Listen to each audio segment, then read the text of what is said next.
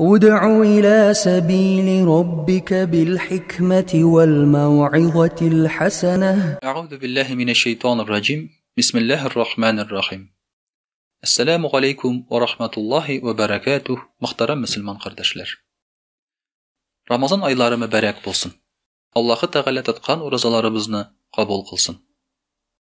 Allah'ı Teala urazabızını kabul etsin için anın bilgili bir şartları var. Mesela urazanın diriz bulu şartları var. Ol da bulsa aşamı içmi turu, yakınlık kılıdan tıyılı, kindizgi vakitta. Lakin uraza kabul bulsun için eli tağın başka şartlarda var iken. Mesela nindidir günahlardan tıyılıp turu. Mana şu günahlı eybirlerge bir küve bir kere elbette. Kul bilen işlegen günahlar, ayak bilen işlegen günahlar. Akay vakitta bir taraflık qarab oturuda.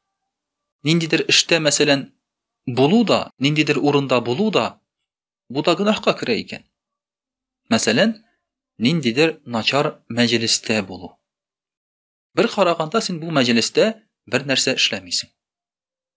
Qatnaşmıysan, söz almıysan, işler işlemiysin, tik oturasın gına naçar mecliste mesela.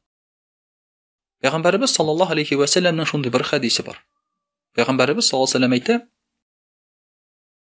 "Agar da kişi xamirli, yani nindir spirtli içimlik bulgan, bir nindi mecliste otursadı bir kişi, bu mecliste oturgan için şunday o günah bula içken kişiniki kibik, hem şu xamirini kullangan kişiniki kibik. Gacep. Sen bit içmeysen özün. Sen qarab qana oturasın bari. Amina şu mecliste oturup arkasında sen tağın içken kişi kibik günah bula iken. Bu gacep. Mana şulay itip birer jerde qatnaşsan, qatnaşı ultigi işini işlew tugil, oturuguna da günah bularga mümkin iken. Demek Ramazan ayında biz mana şu naçar meclislerden de tıyılıp turga kerek iken. Munga kirege mümkin başka bir köp meclislerde. Mesela tuylar, nindidir tege haram içimlikli, haram rizıklı. Biti Ramazan ayı bulsa da kayber kişiler urazanın izgeligin bilmiçe, anlamayça ütkerige mümkin meclisler. Tuy meclisleri, tuğan günler, nindidir korporatiflar, işten başka iberlerden çakırga mümkin nersini de sinan da barıp oturga mümkinsin. Bizge Müslüman kişisine mesela kişiler aşap oturgan mecliste de uraza tutkan vakitta oturmağı hayırlırek.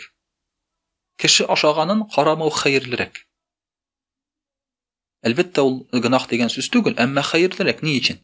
Çünkü kişinin aşağını görüp senin de aşağıga tilegin uyanırga mümkin. Kişinin içkenini görüp sinde de bu tilek uyanırga mümkin. Eğer naçar mecliste otursan, anda naçar sözler sileseler, anda haram rizıklar aşasalar hem içseler, demek sen şuşular bilen riza bulasın degen söz. Kiminde sen bir taraf degen söz. Müslüman kişisi günahka bir taraf bula almayı. Peygamberimiz sallallahu aleyhi ve sellem aytdı: "Naçarlık görsen şuşu naçarlık bilen kireşti. Kireş kulun bilendi. Kul bilen buldura almasan tilin bilen, buldura almasan yüregin bilen kireşti." Yani yüregin senin karşı bularga tiyiş şu şey birge.